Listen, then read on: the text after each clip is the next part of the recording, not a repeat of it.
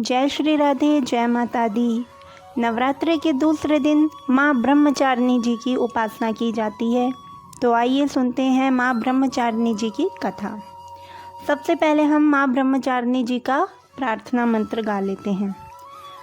दधानाकर पद्माभ्याम अक्षमाला कमंडलू देवी प्रसीदतु मयि ब्रह्मचारिण्यनुत्तमा। माँ दुर्गा की नव शक्तियों का दूसरा स्वरूप ब्रह्मचारिणी का है। यहाँ ब्रह्मा शब्द का अर्थ है तपस्या। ब्रह्मचारिणी अर्थात तप की चारिणी, तप का आचरण करने वाली। ये भी कहा जाता है वेदस्तत्वम तपो ब्रह्मा। वेद तत्व और तप ब्रह्मा शब्द के अर्थ हैं।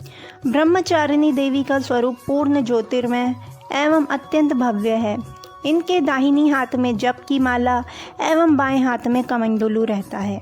अपने पूर्व जन्म में जब ये हिमालय के घर पुत्री रूप में उत्पन्न हुई थी, जब ये शैलपुत्री माता थी, तब नारद जी के उपदेश से इन्होंने भगवान शंकर जी को पति रूप में प्राप्त करने के लिए अत्यंत कठिन तपस्या की थी।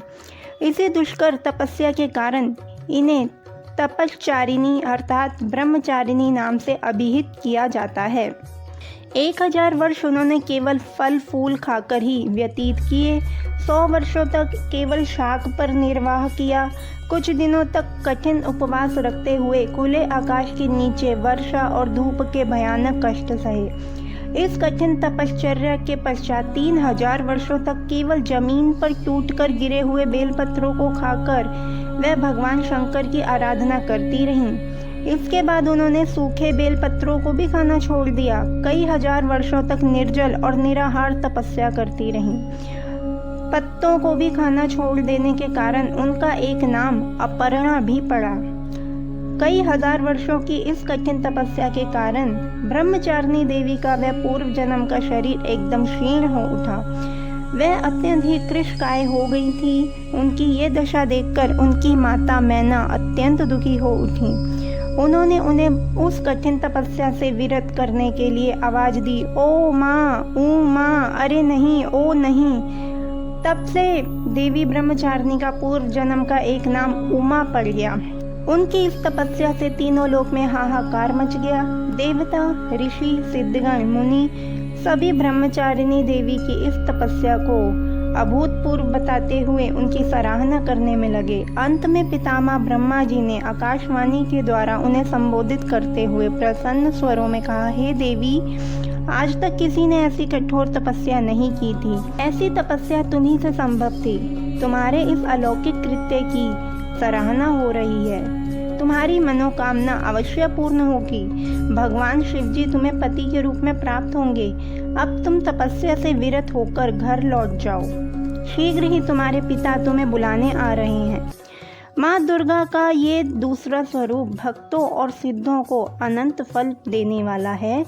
इनकी उपासना से मनुष्य में तप, त्याग, वैराग्य, सदाचार, संयम की वृद्धि होती है। जीवन के कठिन संघर्षों में भी उनका मन कर्तव्य पथ से विचलित नहीं होता। माँ ब्रह्मचारिणी देवी की कृपा से उसे सर्वत्र सिद्धि तथा विजय की प्राप्ति होती है। दुर्गा पूजा के दूसरे दिन इन्हीं के स्वरूप की उपासना की जाती है। इस दिन साधक का मन स्वाधिष्ठान चक्र में स्थित होता है। इस चक्र में अवस्थित मन वाला योगी उनकी कृपा और भक्ति प्राप्त करता है। तो ये थी माँ ब्रह्मचारिणी की कथा। अब आइए जानते हैं माँ ब्रह्मचारिणी का प्राचीन मंदिर आज के युग में कहाँ है। आज कलयुग में माँ ब्रह्मचारिणी का मंदिर काशी के सप्त सागर कर्ण घंटा क्षेत्र में गंगा जी के किनारे बालाजी घाट पर स्थित है। श्रद्धालु लोग माँ के इस रूप के दर्शन करने के लिए बहुत भीड़ लगाकर आते हैं, बहुत श्रद्धा भाव से आते हैं और यहाँ पर माता की दर्शन करने से उनकी सारी मनोकामनाएं पूर्ण हो जाती हैं। माना जाता है कि माँ के इस रूप का दर्शन करने वालों को संतान सुख मिलता है और साथ ही वह भक्तों की हर मनोकामना पूरी करती है। तो आशा करती हूँ आज की वीडियो आपको पसंद आई होगी। इस वीडियो को लाइक, शेयर एंड सब्सक्राइब जरूर कीजिए क्योंकि पुण्य बांटने से बढ़ते हैं। जय श्री राधे, जय माता दी।